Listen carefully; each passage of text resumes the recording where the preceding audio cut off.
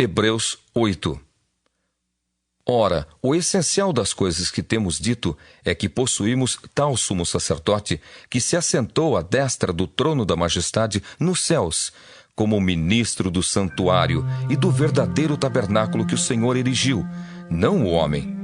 Pois todo sumo sacerdote é constituído para oferecer tanto dons como sacrifícios. Por isso, era necessário que também esse sumo sacerdote tivesse o que oferecer.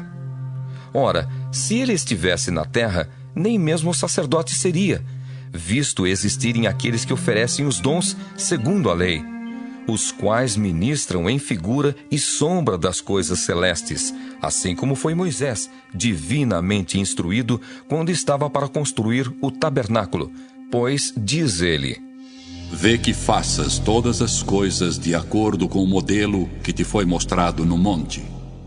Agora, com efeito, obteve Jesus ministério tanto mais excelente, quanto é ele também mediador de superior aliança, instituída com base em superiores promessas. Porque se aquela primeira aliança tivesse sido sem defeito, de maneira alguma estaria sendo buscado lugar para uma segunda.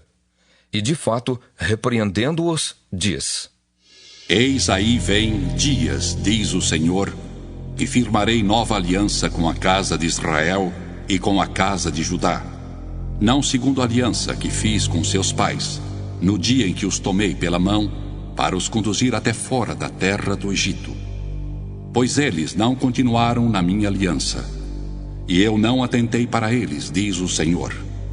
Porque esta é a aliança que firmarei com a casa de Israel, depois daqueles dias, diz o Senhor. Na sua mente imprimirei as minhas leis. Também sobre o seu coração as inscreverei. E eu serei o seu Deus, e eles serão o meu povo. E não ensinará jamais cada um ao seu próximo, nem cada um ao seu irmão, dizendo: Conhece ao Senhor, porque todos me conhecerão, desde o menor deles até o maior.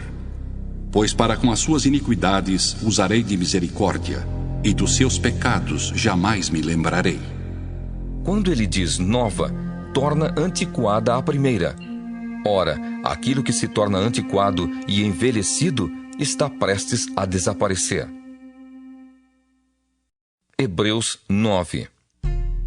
Ora, a primeira aliança também tinha preceitos de serviço sagrado e o seu santuário terrestre. Com efeito, foi preparado o tabernáculo, cuja parte anterior, onde estavam o candeeiro e a mesa e a exposição dos pães, se chama o Santo Lugar.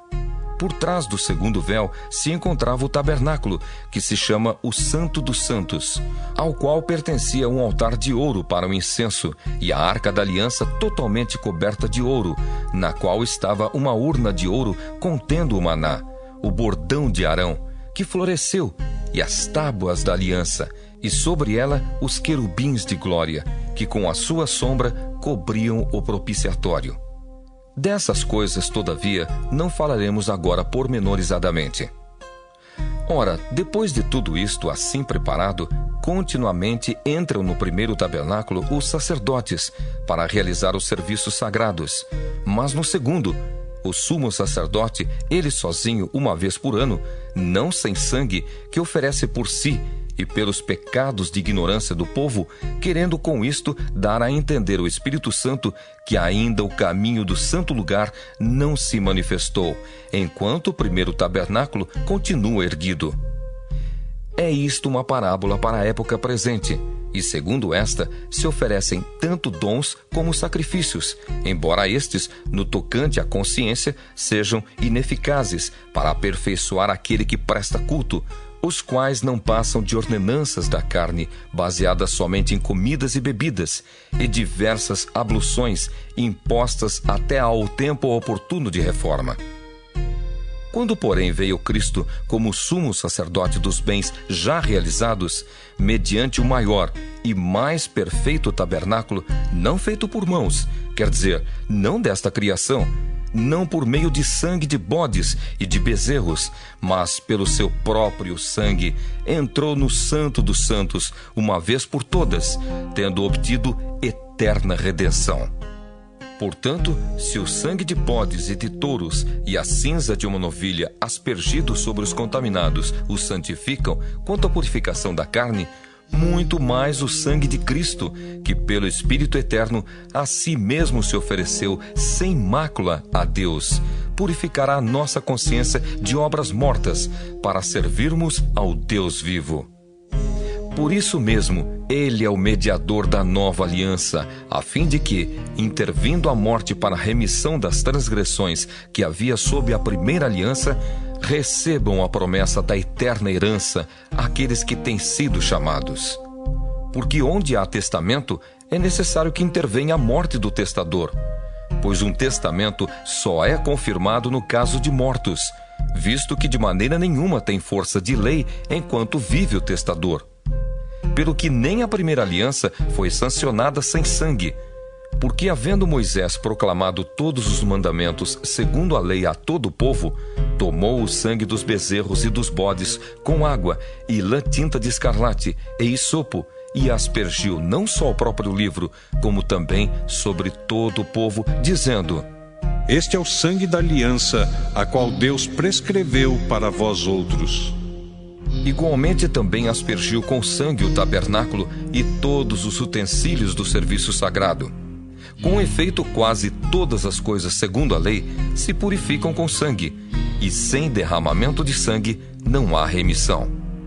Era necessário, portanto, que as figuras das coisas que se acham nos céus se purificassem com tais sacrifícios, mas as próprias coisas celestiais com sacrifícios a eles superiores.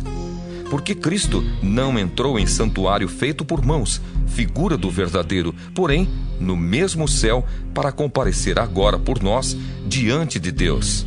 Nem ainda para se oferecer a si mesmo muitas vezes, como o sumo sacerdote cada ano entra no Santo dos Santos com sangue alheio. Ora, neste caso, seria necessário que ele tivesse sofrido muitas vezes desde a fundação do mundo. Agora, porém, ao se cumprirem os tempos, se manifestou uma vez por todas para aniquilar, pelo sacrifício de si mesmo, o pecado. E assim como aos homens está ordenado morrerem uma só vez, vindo depois disto o juízo, assim também Cristo, tendo se oferecido uma vez para sempre para tirar os pecados de muitos, aparecerá segunda vez sem pecado aos que o aguardam para a salvação.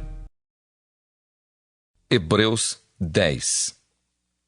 Ora, visto que a lei tem sombra dos bens vindouros, não a imagem real das coisas, nunca jamais pode tornar perfeitos os ofertantes, com os mesmos sacrifícios que, ano após ano, perpetuamente eles oferecem.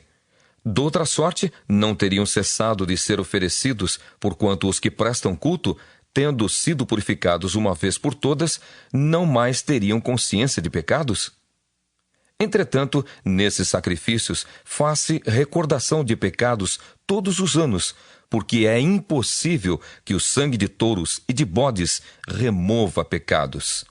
Por isso, ao entrar no mundo, diz: Sacrifício e oferta não quiseste, antes um corpo me formaste. Não te deleitaste com holocaustos e ofertas pelo pecado. Então eu disse: Eis aqui estou.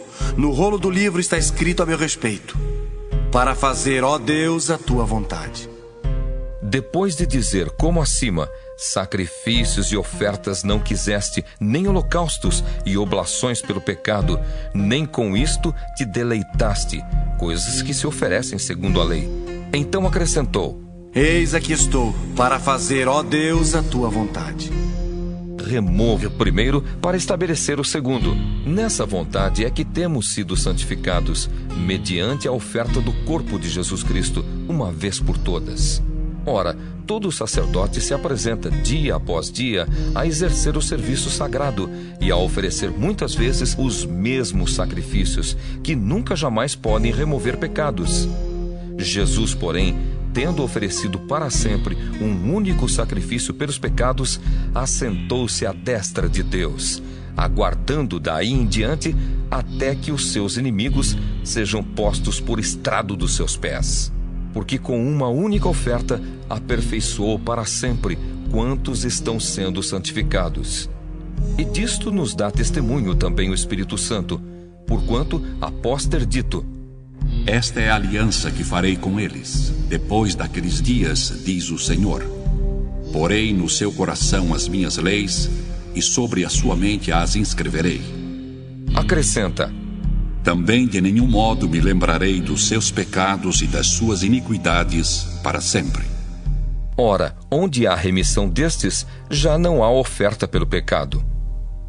Tendo, pois, irmãos, intrepidez para entrar no Santo dos Santos pelo sangue de Jesus, pelo novo e vivo caminho que ele nos consagrou pelo véu, isto é, pela sua carne, e tendo grande sacerdote sobre a casa de Deus, aproximemo-nos com sincero coração, em plena certeza de fé, tendo o coração purificado de má consciência e lavado o corpo com água pura. Guardemos firme a confissão da esperança sem vacilar, pois quem fez a promessa é fiel.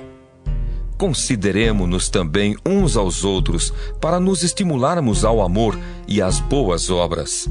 Não deixemos de congregar-nos, como é costume de alguns. Antes, façamos admoestações, e tanto mais quanto vedes que o dia se aproxima. Porque se vivermos deliberadamente em pecado, depois de termos recebido o pleno conhecimento da verdade, já não resta sacrifício pelos pecados. Pelo contrário, certa expectação horrível de juízo e fogo vingador prestes a consumir os adversários. Sem misericórdia, morre pelo depoimento de 2 ou 3 testemunhas quem tiver rejeitado a lei de Moisés. De quanto mais severo castigo julgais vós, será considerado digno aquele que calcou aos pés o Filho de Deus e profanou o sangue da aliança com o qual foi santificado e ultrajou o Espírito da graça? Ora, nós conhecemos aquele que disse: A mim pertence a vingança, eu retribuirei. E outra vez: O Senhor julgará o seu povo. Horrível coisa é cair nas mãos do Deus vivo. Lembrai-vos, porém, dos dias anteriores, em que, depois de iluminados, sustentastes grande luta e sofrimentos, ora expostos como em espetáculo, tanto de opróbrio quanto de tribulações, ora tornando-vos coparticipantes com aqueles que desse modo foram tratados. Porque não somente vos compadecestes dos encarcerados, como também aceitastes com alegria o espólio dos vossos bens, tendo ciência de possuirdes vós mesmos patrimônio superior e durável. Não abandoneis, portanto, a vossa confiança, ela tem grande galardão. Com efeito, tendes necessidade de perseverança, para que, havendo feito a vontade de Deus, alcanceis a promessa. Porque ainda dentro de pouco tempo, aquele que vem virá e não tardará. Todavia o meu justo viverá pela fé. E, se retroceder, nele não se compraz a minha alma.